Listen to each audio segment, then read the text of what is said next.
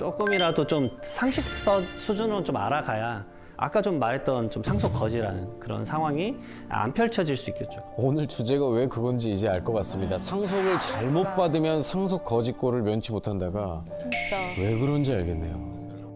그래서 제가 강조를 많이 드리는 게 예방적 절세예요. 그러니까 절세는 닥쳐서는 절대 안 되세요. 뭔가 꼼수가 있지 않냐 뭐 이렇게 찾아오실 수 있는데 웬만해선 꼼수 자체가 거의 다 통하지 않기 때문에 미리미리 예방적 절세를 하라고 항상 좀 말씀을 드려요. 그래서 예방적 절세를 어떻게 하면 좋냐가 10년 주기에 이제 징여 설계예요. 어쩔 수 없이 대한민국에서는 이 10년 주기를 지키셔야 돼요. 그 뭐예요? 10년 주기요? 징여라는 개념을 좀 설명을 좀 드려보면 징여는 이제 살아있을 때 주는 거예요. 그러니까 받은 사람이 징여세를 내는 건데 10년이 지나야 초기화가 돼요. 그래서 이 10년 주기가 그거예요. 결국은 징여재산 공제를 알아서 미리미리 좀 줘야 된다라는 거죠. 그 미성년자는 2천만 원까지밖에 또 못 줍니다.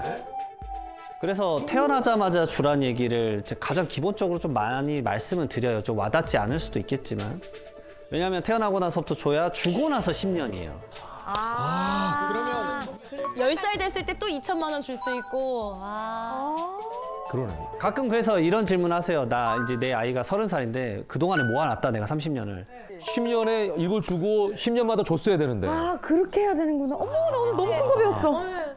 20살 됐을 때 4천만 원을 얻을 수 있어. 아니 근데 친구는. 사실 우리 선생님도 혹시 그런 플랜을 좀 짜놓으셨는지 아니면은 본인은 하지 못하는 어떤 그런 여건에서 우리한테 말씀만 해주시는 건지.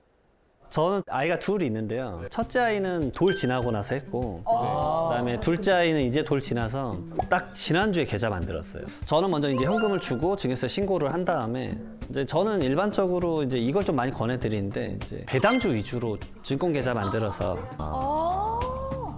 처음에 신고를 해야 됩니다. 신고를 해야지만 증여란 게 시점을 알 수 있기 때문에 그렇지 않으면 이제 오해를 많이 살 수 있죠.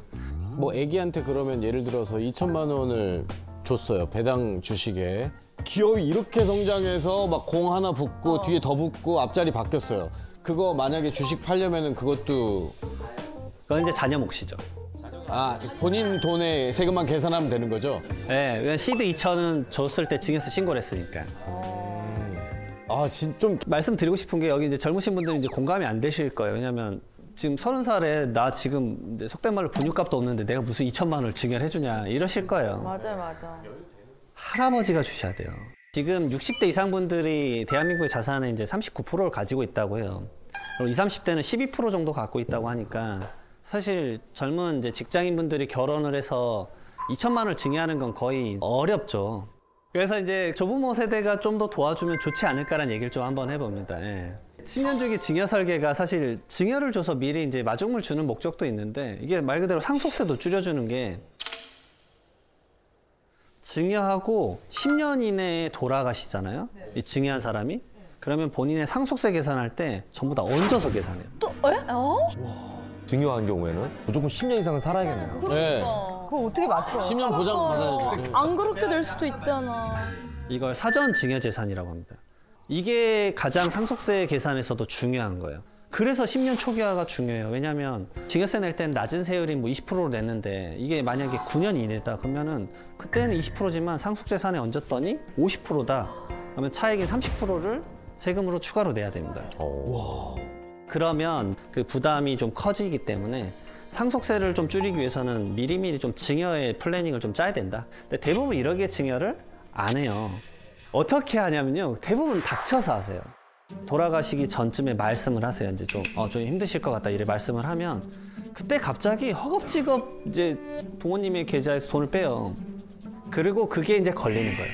그래서 그거가 사전증여로 10년 이내에 상속세 세무조사 때 걸려서 세금이 추징을 받은 거죠.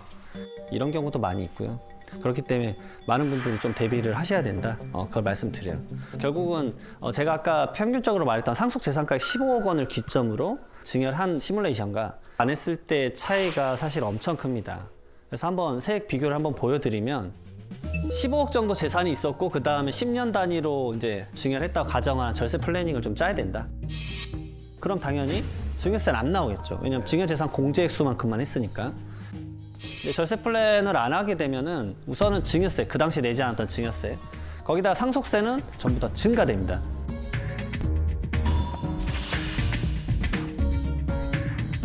근데 저걸 보면서 제가 두 가지를 말씀드려요. 미리미리 주라는 것도 있지만 15억 정도의 상속을 받을 때 1억 정도를 내야 되는구나. 라는 것도 한번 인지를 하시면 좀 도움이 되지 않을까 싶습니다.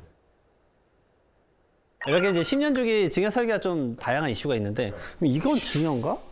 생활비도 증여인가? 뭐 이런 것들. 그런 것들의 이슈가 있거든요. 그 예를 들어서 이제 50대 여성의 황보라 씨가 네. 30이 넘은 성년이지만 취업을 하지 못하고 있는 이제 오덕이가 있었어요. 그래서 이제 독립하지 못하니까 집에 얹혀 살고 있잖아요. 그래서 아들한테 용돈도 주고 보험도 가입시켜줬어요. 그러면 여기서 이제 아들에게 준 이 용돈하고 보험료가 증여가 될까?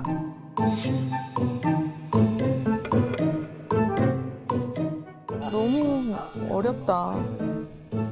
보험료 쪽으로 가보면 종신보험이라고 가정을 해볼게요. 그러면 보험료를 납부한 사람이 뭐 아들이라고 해볼게요. 그리고 피보험자, 이 보험계약 돌아가시면 그럼 수익자가 누구냐? 아들이다. 아들. 이 형태 때만 이게 상속세에 포함이 안 돼요. 상속재산으로.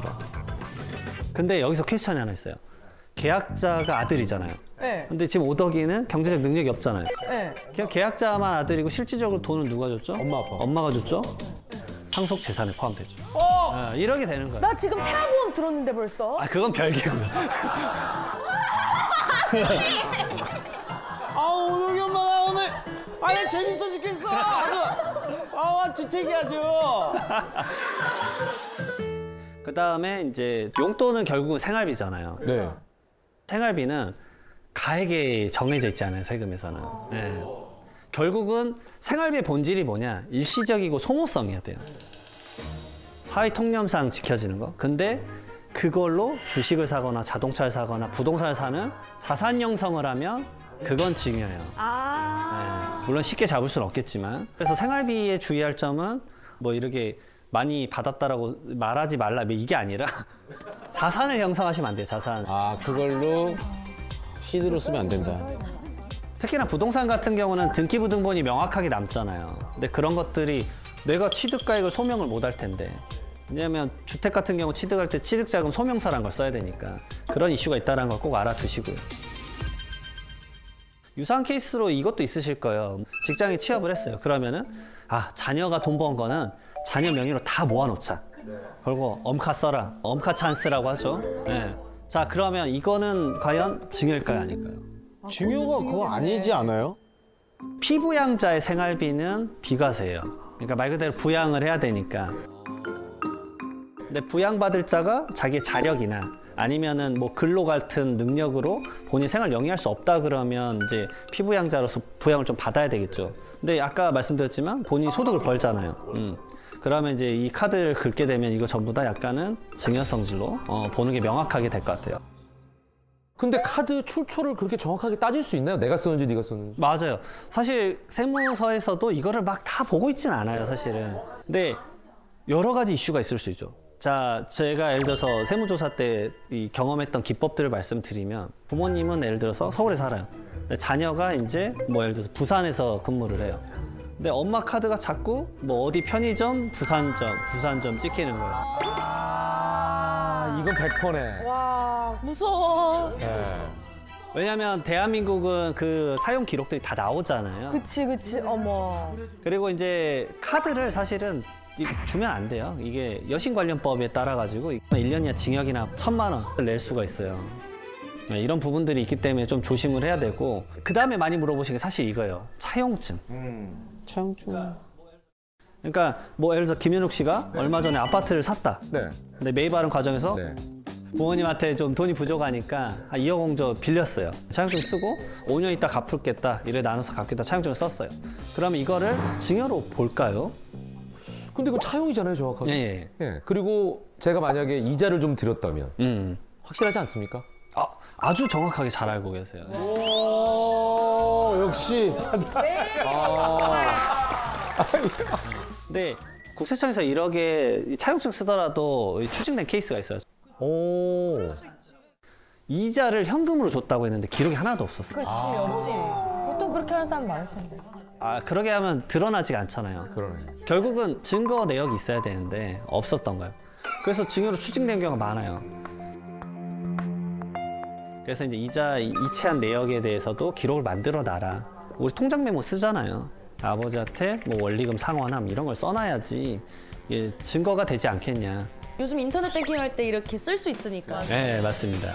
거기에 이제 적요라고 하죠. 그 적요를 꼭 쓰셨으면 좋겠고요. 사실 좀 더 디테일하게 나가면 이자가 법에서 정한 이자도 있습니다.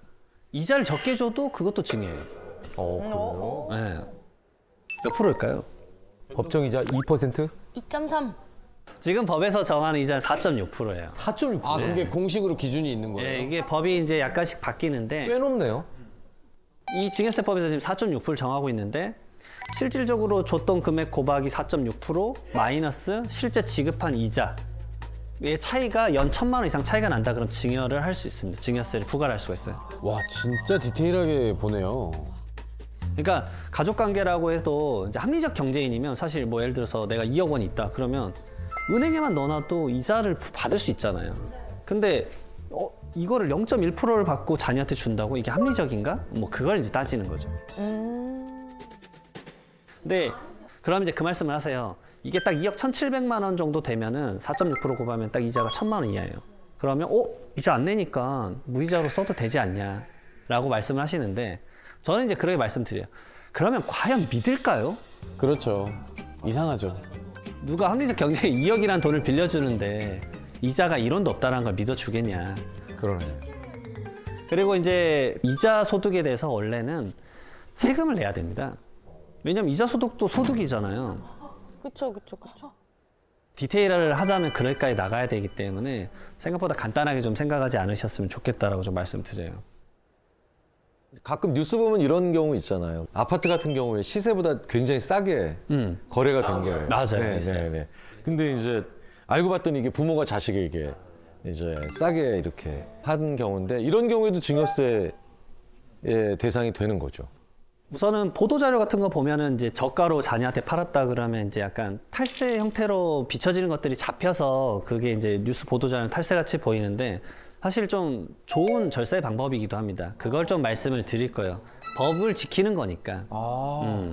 이제 10억 원짜리 아파트가 있다고 해볼게요. 네. 아까 말씀드렸듯이 같은 단지 내에서 똑같은 면적이 10억에 최근에 팔린 거예요. 그러니까 시가를 10억으로 잡고 자녀가 이거를 7억 원에 산다고 해볼게요. 그러면 이제 어떻게 될 것인가? 이 경우에서 세금은 이제 두 가지가 발생을 해요. 싸게 팔았을 때 양도소득세는 어떻게 될 거냐? 아버지가 아들한테 팔았다 가정을 하면 아버지의 세금. 네. 그다음에 자녀는 싸게 가져갔으니까 증여세가 어떻게 나올까? 이게 이제 고민이 될 건데 첫 번째로 이거의 플랜을 이제 주로 고민하시는 분들은 아버지가 1세대 1주택 비과세인 거예요. 그러니까 원래는 세법상 이렇습니다. 시가의 5% 이상 차이가 나거나 3억 원 이상 차이가 나면 7억 원을 실제 주고받았지만 10억 원으로 계산해 라고 돼 있어요. 근데 양도소득세 비과세는 12억 원까지는 세금이 0원이에요. 그러니까 어차피 아버지는 비과세를 받을 수 있어요. 아주 좋은 케이스가 되는 거고. 두 번째로 자녀는 그러면 증여세가 나오느냐. 근데 시가의 30%와 3억 원 이상 차이가 났을 때 증여세가 과세가 돼요. 근데 딱 3억 원 차이니까 증여세가 발생하지 않아요. 그러니까 자녀는 좀 덜한 부담으로 부동산을 가져올 수도 있는 거죠. 아, 이게 합법인. 이건 다 합법적이죠. 자녀는 기본적으로 이제 자산이 많이 없기 때문에 그것을 가져와서 본인도 비과세를 만들어서 미래에 팔면 이제 좀 더 많은 이제 가액을 좀 가져갈 수 있는 거죠. 예. 그렇게 되는 거죠. 그래서 이거는 잘 활용하시면 절대 이제 불법적이거나 그런 요소가 아니라 명확한데 근데 주의하실 게 있어요. 그럼 자녀가 진짜 7억을 줄 수 있었는지가. 자녀가 7억을 줬다고 매매 계약서를 썼는데 사실상 7억을 이체한 내역이 없다. 그러면 전체가 증여가 돼요. 전체가? 네, 그럴 수밖에 없죠. 그래서 이런 형태는 저가 양수도 전략이기 때문에 한번 고민해 보시면 좋습니다. 또 이제 자녀뿐만 아니라 부부간의 증여세도 사실 좀 많이 아셔야 돼요. 부부간에는 10년간 6억 원의 공제가 되니까 거의 안 걸려 뭐 이렇게 생각하시는 분들이 많아요. 근데 생각보다 이게 걸린 케이스가 좀 있습니다. 예시를 또 들어볼게요. 이번에는 좀 황재성 씨가 나오시는데. 좋습니다. 네, 결혼 12년 차라고 하시네요. 네. 황재성 씨 부부가 15억 원짜리 아파트예요. 원래 아내 명의 100%였어요. 근데 아파트를 부부 공동 명의로 이제 하는 것에 추후 양도세나 상속세가 좀 유리하다라고 해서 그러면 이제 아내분이 15억을 갖고 있는 거니까 40%를 주면 딱 6억이잖아요. 그럼 40%까지 증여를 할 수 있겠죠. 그러면 1억에만 펼쳐지면은 딱 하나 세금만 내시면 돼요. 증여취득세만. 아, 증여취득세만. 예, 지분에 대해서 취득세 내야 되니까. 그래서 이렇게 계획을 했었는데, 근데 얼마 있다가 이제 아파트 공동명의 바꾸고 나서 갑자기 이제 세무조사가 나와서 증여세 내라고 나온 거예요. 어떻게 된 상황일지 황재성 씨가 이제 본인의 생활이니까 뭐 말씀을 한번 해보시면. 잠깐만. 나왔다는 것 자체가 뭔가 수가 틀렸다는 거잖아요. 맞습니다. 그렇죠. 그렇지. 뭔가가 걸렸다는 거죠. 걸렸다. 내가 뭘 타깃이라는 걸렸어? 잠깐만. 아까 지금 이제 배운 걸 복습해 보면은 의료보험을 내 와이프가 날 내줬거나 아니면 용돈을 크게 줬거나 네.